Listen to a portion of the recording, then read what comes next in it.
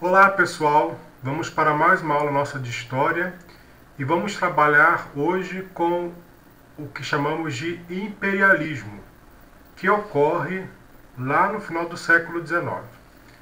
A gente chama de imperialismo o processo onde um país ou uma nação impõe sua dominação sobre outra, dominação esta de natureza econômica, cultural e também política, com o intuito de obter da nação dominada, sobretudo, lucros por meio da exploração de seus recursos naturais de sua mão de obra. Os antecedentes do imperialismo, eles acontecem sobretudo na região da Europa. Existe uma série de elementos que explica esse processo de imperialismo. O primeiro é que a Europa, a primeira região do mundo a se industrializar, ela já começa, no final do século XIX, a ter alguns problemas, como a necessidade de matéria-prima, que já começava a se esgotar as reservas em solo europeu, necessidade de mercados consumidores, visto que a Europa já não tinha mais suas colônias no continente americano, por conta da independência, necessidade de mão de obra barata, visto que já acontecia a abolição da escravidão em vários países, e também, na própria Europa, algumas leis exigiam melhorias nas condições de trabalho de operários. Além disso, existia um conjunto de ideologias que justificava que os europeus eram superiores culturalmente, politicamente, e, sobretudo, na concepção deles, em termos de raça de outros países, outras regiões do mundo.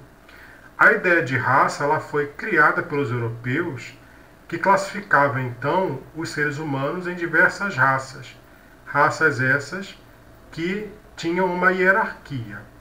Na concepção europeia, obviamente, a raça superior seria a branca, caucasiana, europeia.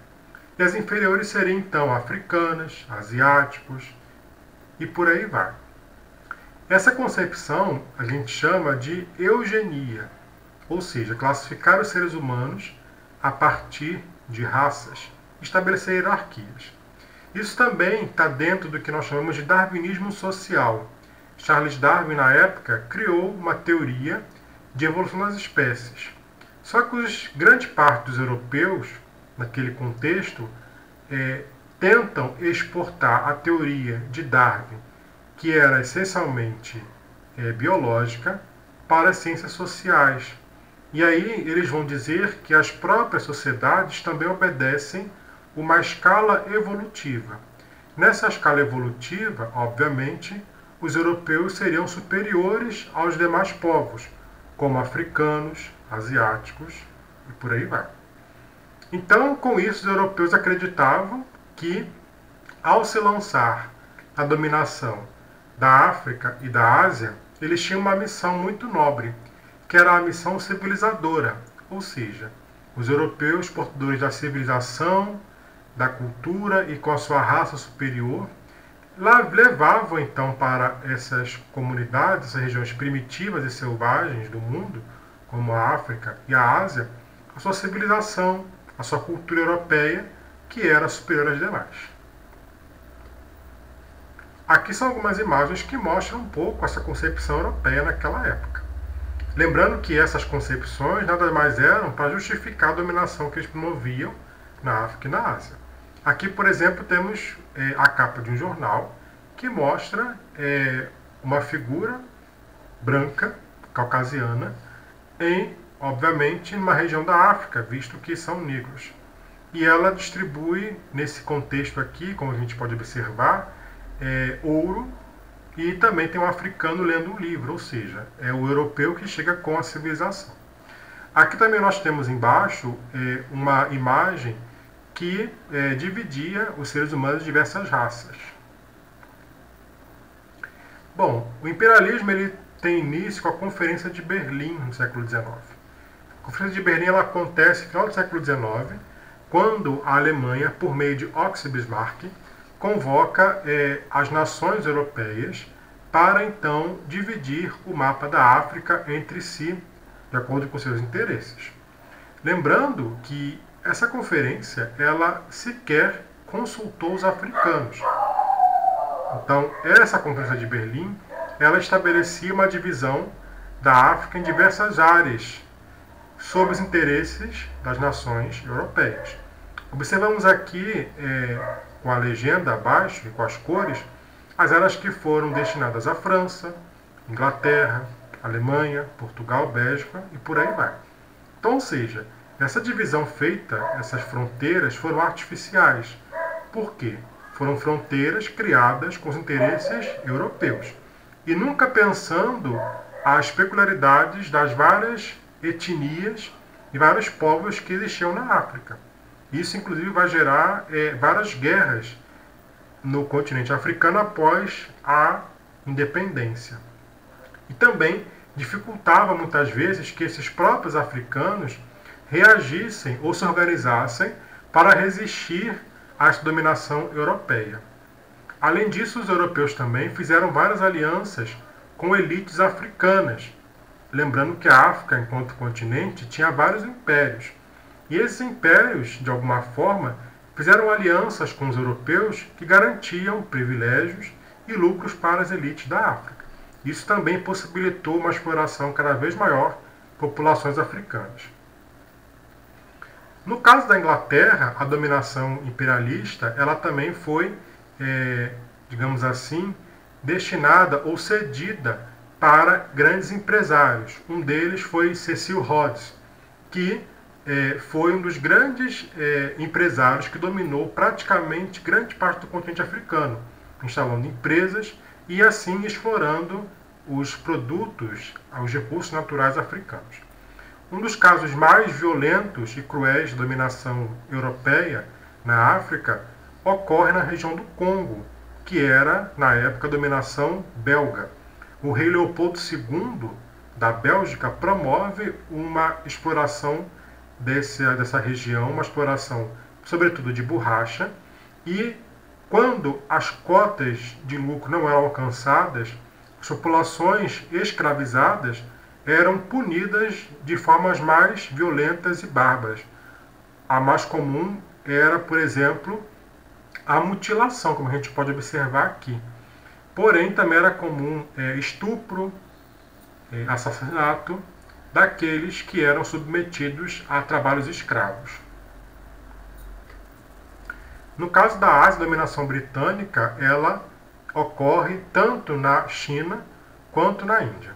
No caso da China, a Inglaterra, ela promove a exportação, a venda, sobretudo clandestina, o tráfico de ópio para as populações chinesas. Porque a China, ela conseguia muito lucro na Europa por meio da venda de porcelana e de chá. Então a Inglaterra queria compensar essa perda que tinha de lucros com a concorrência chinesa, vendendo ópio para a China. Porém, o Império Chinês vai proibir essa venda de ópio para populações da China. A Inglaterra vai reagir naquela época, principalmente depois que o Império Chinês vai destruir um navio mercante britânico, e aí a Inglaterra declara guerra à China, chamada então de Guerra do Ópio. Essa guerra durou alguns anos, porém, quem saiu vitorioso na guerra, obviamente, foi a Inglaterra, diante do seu poderio bélico superior ao da China. Com isso, com a perda da guerra, a China foi, inclusive, obrigada a indenizar a Inglaterra por conta dos lucros que os britânicos perderam. No caso da Índia, a dominação britânica ela vai acontecer com o recrutamento forçado de jovens indianos para o exército britânico, os chamados cipários. Porém, esses jovens começam a questionar, sobretudo, o fato das armas utilizadas por esse exército utilizarem também gordura animal, algo que era contra a cultura e religião indiana. Então, esses jovens vão resistir, vão reagir contra a dominação britânica na Índia, na Guerra dos Cipayos. Porém, a Inglaterra também vai reprimir esse movimento de forma violenta. E depois acaba assumindo o controle político da Índia. O caso do Japão também ocorre o que nós chamamos de ocidentalização do Japão. Porque o Japão era uma região, era um império, um país totalmente feudal até o século XIX. E aí o imperador Mutsuhito vai obedecer algumas exigências dos Estados Unidos, que já havia estabelecido relações comerciais com o Japão. Então o imperador ele promove uma supressão do feudalismo japonês e da influência dos samurais naquela região. Lembrando que os samurais eram uma elite militar que tinha grande influência, sobretudo nas terras japonesas.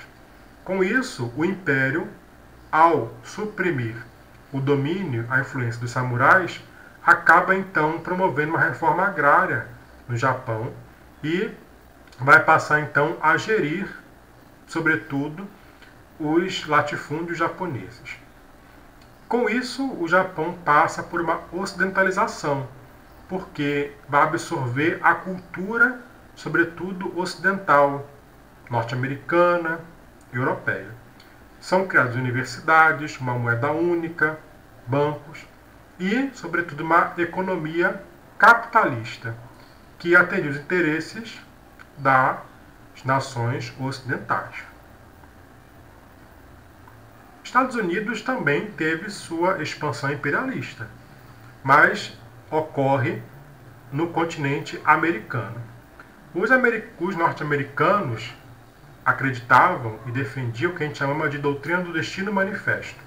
Ou seja, eles defendiam que eles tinham uma espécie de predestinação para conquistar e dominar o continente americano. E aí, com isso, eles promoveram a chamada Marcha para o Oeste.